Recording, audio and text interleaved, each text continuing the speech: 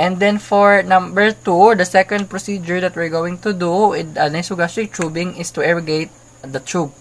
Number 1, the purpose of this one is to maintain patency of gastrointestinal tube. The materials needed in this procedure, you need a nasogastric tube, which is make sure to connect or continuous alternate suction connected with the patient. And then you also need a stethoscope. Okay. And then disposable pad or bath towel, which is in the patient already. Disposable gloves, which is optional. And then a clamp, you need a clamp. Irrigation set, a septo or 2 ml syringe.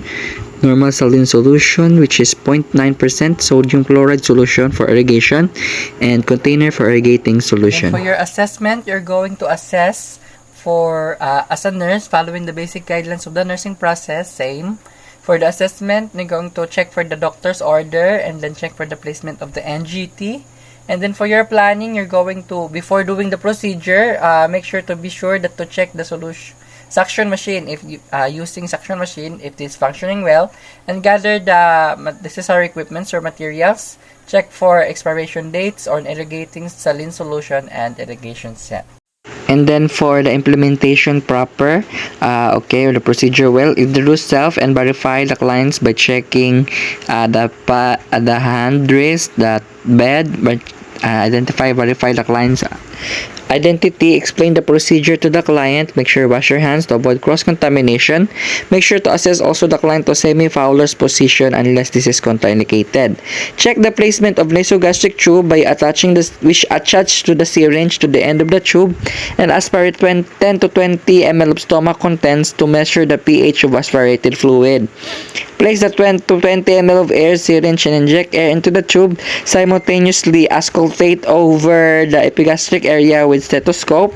Okay, clamp suction tubing near the connection site. Disconnect the tube from suction apparatus and lay on the disposable pad or the towel of the patient.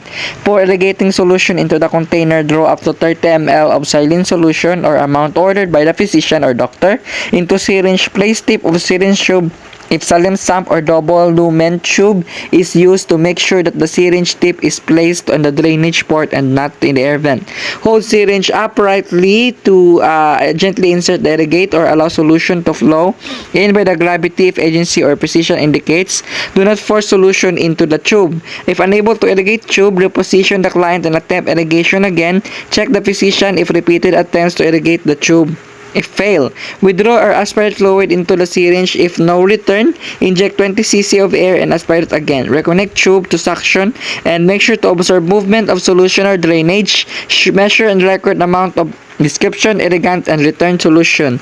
Rinse the equipment properly and make sure to wash your hands to avoid cross-contamination. For our evaluation, we're going to observe for the reaction of the patient. Alter irrigation, note for the characteristics of the drainage, including the color, the amount, and the consistency.